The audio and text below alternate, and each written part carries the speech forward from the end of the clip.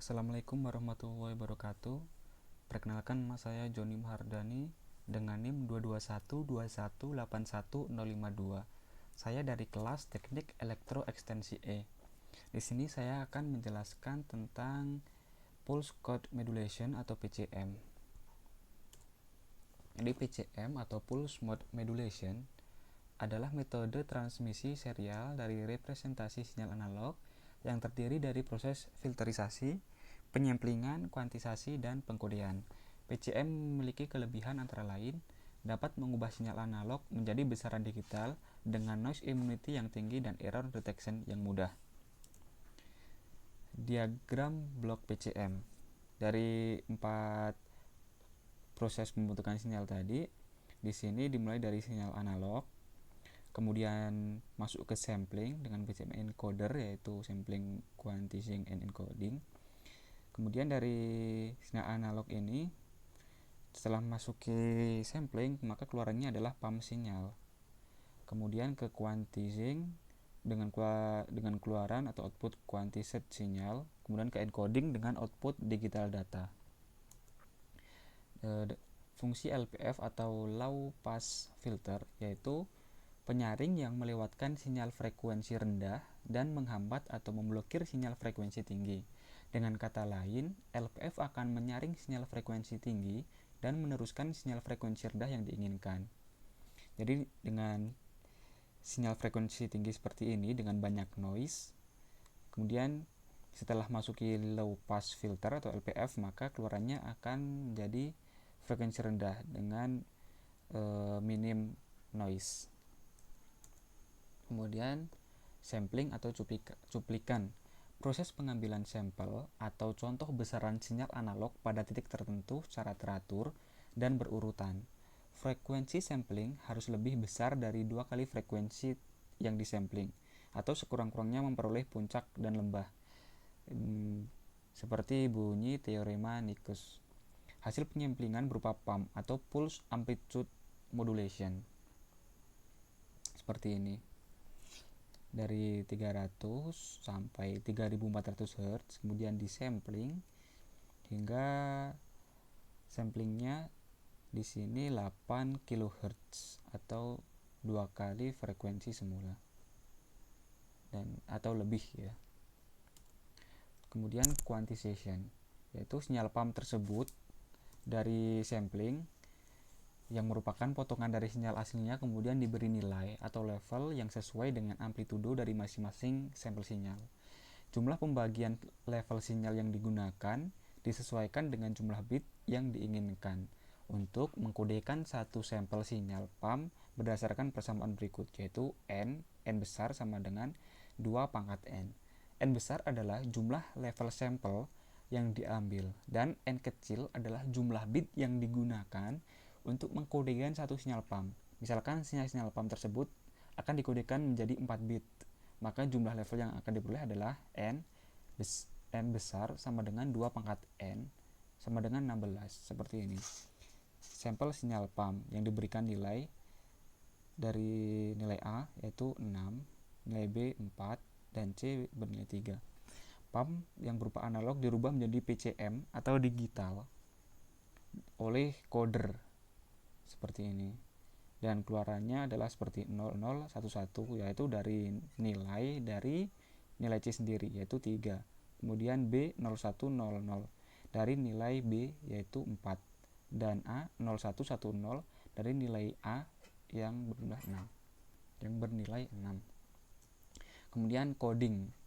Selanjutnya setiap sampel yang terkuantisasi masuk ke dalam coder. Pada tahapan ini, sampel sinyal yang masih terbentuk analog dirubah menjadi biner dengan urutan serial. Coder sendiri terdiri dari 2 blok utama, yaitu AD converter ini ya, yang berfungsi untuk merubah sinyal analog menjadi biner. Akan tapi keluarannya masih dalam bentuk paralel, seperti yang ditunjukkan seperti gambar D. Paralel seperti ini, 01. Karenanya dibutuhkan blok kedua berupa PS converter agar deretan biner menjadi serial lagi. Seperti ini.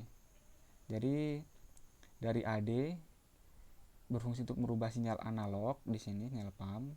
Jadi biner tetapi masih paralel. Kemudian digunakanlah PS converter ini agar deretan biner menjadi serial. Ya. Kemudian pada penerima di gambar E ini, sinyal yang masuk telah mengalami peredaman dan kembali bercampur dengan berbagai sinyal lain yang tidak diinginkan atau noise selama proses pengiriman. Hal ini merusak sinyal informasi sehingga akan lebih sulit untuk diproses. Karenanya, sinyal harus diperbaiki terlebih dahulu untuk menggunakan regenerative repeater seperti yang ditunjukkan pada gambar E dan F. Seperti ini. Regenerative repeater. Kemudian ke decoder. Dari decoder outputnya analog pump, seperti ini gambarnya. Kemudian LPF dan keluarannya analog. Selanjutnya, dengan menggunakan prinsip yang sama, deretan sinyal biner yang telah diperbaiki tersebut dirubah kembali menjadi bentuk analog menjadi proses decoder. Sinyal yang masih merupakan deretan seri dirubah menjadi paralel dan dikonversikan ke analog, sehingga output decoder merupakan sinyal pump seperti yang terlihat pada gambar E dan G. Sinyal pump ini kemudian difilter dengan menggunakan LPF untuk mengembalikannya menjadi sinyal informasi yang diinginkan. Seperti ini. Sekian dari saya. Kemudian di sini saya akan mempresentasikan listing dari MATLAB. Di sini saya sudah menyalin listingnya atau codingnya seperti ini. Dari sampling operation, kemudian ada quantization process, kemudian ada encoding process, terus ada demodulation of PCM. Di sini untuk bit sistem PCM saya akan masukkan nilai sebesar 4, dan untuk jumlah sampel dalam periode saya akan masukkan nilai sebesar 20.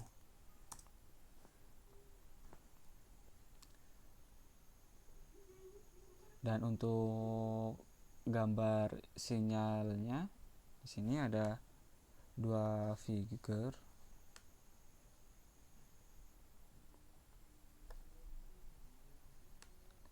Untuk figur yang satu menampilkan sinyal analog, sinyal sampling, dan sinyal kuantisasi.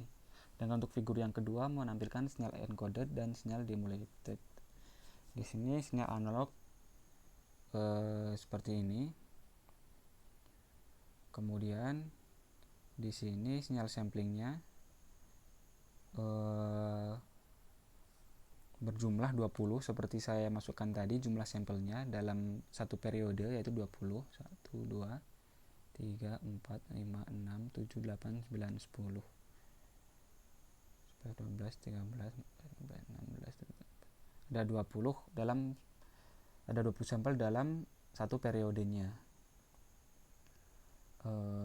Kemudian di sini di sinyal encoded sudah berupa sinyal digital dan sinyal demodulated sinyal analog. Sekian saja dari saya. Mohon maaf bila banyak kekurangan. Wassalamualaikum warahmatullahi wabarakatuh.